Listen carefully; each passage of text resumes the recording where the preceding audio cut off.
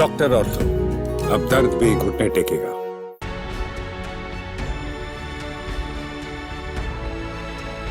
हरियाणा सिख गुरुद्वारा प्रबंधक कमेटी ने 1975 में लगी देश की पहली इमरजेंसी की बरसी को काला दिन के रूप में मनाने का फैसला लिया है।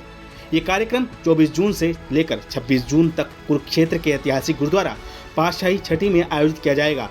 कमेटी ने ये निर्णय लोकतंत्र की रक्षा में संघर्ष करने वाले स्वतंत्रता सेनानियों और सामाजिक कार्यकर्ताओं को श्रद्धांजलि देने के लिए लिया है, जिन पर उस समय अत्याचार हुए थे। कमेटी के प्रधान जगदीश सिंह झींडा ने मीडिया को बताया कि 25 जून 1975 को उस वक्त की केंद्र सरकार ने संविधान की मर्यादाओं को ताक पर रखकर देश भर में इमरजेंसी थोप दी थी, जिसे भारतीय लोकतंत्र का सबसे काला दिन माना जाता है। झींडा ने कहा, उस समय लोगों की आवाज दबाई गई, नेताओं को जेल में डाला गया, मीडिया पर सेंसरशिप लगा दी गई और आम नागरिकों के मौलिक अधिकार छीन लिए गए।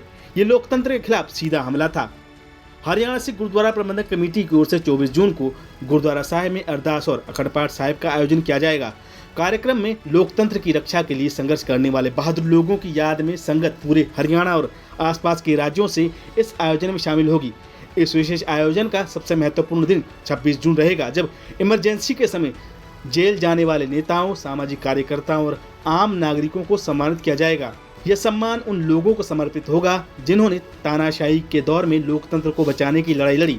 इस समारोह में देश भर से पूर्व सांसद, वरिष्ठ नागरिक और सामाजिक कार्यकर्ता, युवा आंदोलनकारी और सिख संगत हिस्सा लेंगे।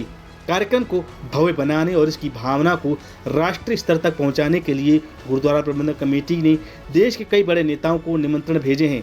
केंद्रीय गृह मंत्री अमित शाह, केंद्रीय मंत्री नितिन गडकरी, हरियाणा के मुख्यमंत्री नायब सिंह सैनी, पूर्व मुख्यमंत्री मनोहर लाल को भी निमंत्रण भेजा गया है। हरियाणा से गुरुद्वारा प्रबंधक कमेटी का ये आयोजन केवल एक श्रद्धांजलि नहीं, बल्कि ये लोकतंत्र और नागरिक अधिकारों की पुनः चेतना जगाने की कोशिश भी है। जब देश में बार बार संवैधानिक अधिकारों और अभिव्यक्ति की स्वतंत्रता पर सवाल उठते हैं, तब 1975 की इमरजेंसी का इतिहास याद करना जरूरी हो जाता है। डॉक्टर ऑर्थो, अब दर्द भी घुटने टेकेगा।